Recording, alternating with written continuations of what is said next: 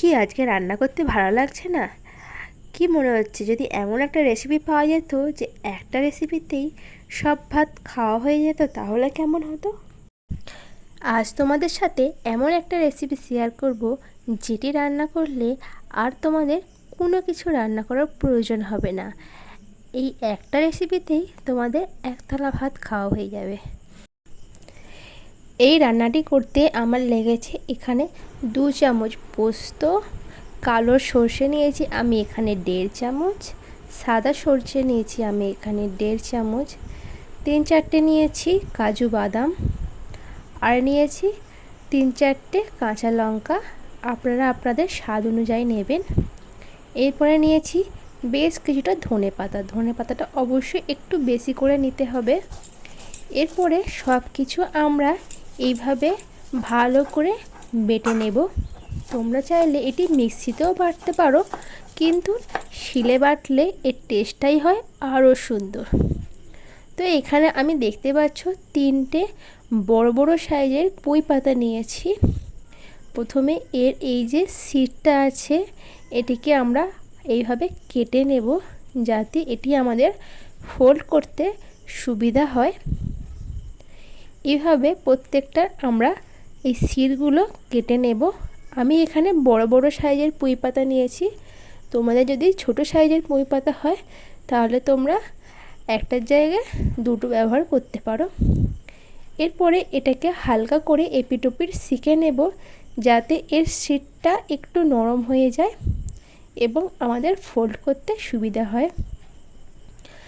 মশলা বাটা হয়ে গেছে। এবারে এই মশলার মধ্যে দিয়ে দেব 1/2 চামচ হলুদ গুঁড়ো, 1/2 চামচ লাল লঙ্কার গুঁড়ো, দিয়ে দেব স্বাদ অনুযায়ী নুন, আর দেব বেশ কিছুটা চিনিটা একটু বেশি দিতে হবে। এরপরে আমি এখানে 100 গ্রাম টক দই, যেটাকে আমি আগে থেকে জল ঝরিয়ে রেখেছিলাম, সেটিও এর মধ্যে দিয়ে দিলাম। এরপরে সব কিছু ভালো করে আমরা এইভাবে ফেটিয়ে মিশিয়ে নেব। তো বন্ধুরা, এই রেসিপিটি করার জন্য তোমরা যে কোনো ধরনের মাছ ব্যবহার করতে পারো, কাতলা মাছ অথবা ভেটকি মাছ। আমি এখানে নর্মাল যে রুই মাছ পাওয়া যায় সেটি এখানে ব্যবহার করছি। এটাতেও এই রেসিপির টেস্ট হয় খুব সুন্দর। এরপরে একটি পুঁই পাতার মধ্যে একটি মাছের পিস দিয়ে বেশ কিছুটা মশলা দিয়ে তার মধ্যে অল্প একটু সরষের তেল আর একটা কাঁচা লঙ্কা দিয়ে এইভাবে ফোল্ড করে নেব। তারপরে ভালো করে এটিকে আমরা এইভাবে বেঁধে নেব। অবশ্যই কিন্তু এটি বাঁধার জন্য তোমরা কারোর সাহায্য নিতে পারো, কারণ এটি পুঁই পাতা, এটি এদিক ওদিক দিয়ে এইভাবে খুলে যায়। কলা পাতা হলে খুব ভালোভাবে এটি কিন্তু ফোল্ড করা যেত।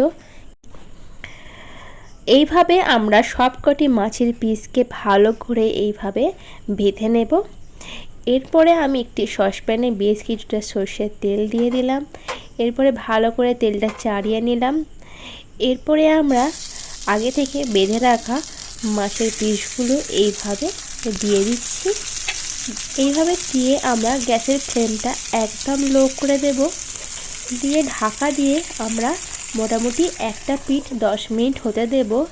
এবং এখানে যে ফোঁটোটা আছে এটাও আমরা এইভাবে বন্ধ করে দিচ্ছি, যাতে কোনো রকম বাতাস ভেতর থেকে বাইরে বেরোতে না পারে। মোটামুটি 10 মিনিট হয়ে গেছে। এরপরে আমরা এই পিসগুলো এইভাবে উল্টিয়ে দেব। এর মধ্যে দিয়ে হালকা হালকা জল বেরোবে, এটা দেখে কিন্তু ভয় পাবে না। এইভাবেই কিন্তু এটি রান্না হবে। এরপরে অপর পিঠটা আমরা 10 মিনিট হতে দেব। এই পর্যায়ে বলে রাখি, ভিডিওটি ভালো লাগলে অবশ্যই লাইক করবে, আর চ্যানেল নতুন হলে অবশ্যই কিন্তু চ্যানেলটি সাবস্ক্রাইব করবে। তো বন্ধুরা, তৈরি হয়ে গেল আমাদের পুঁই পাতার মধ্যে মাছের পাতুরি। কেমন লাগলো ভিডিওটা অবশ্যই কিন্তু কমেন্ট করে জানাবে। আর এই ভিডিওতে সবথেকে মজার ব্যাপারটা হচ্ছে এই যে তোমরা কিন্তু এখানে পুঁই পাতাটা খেয়ে নিতে পারবে, এটা কিন্তু ফেলা যাবে না।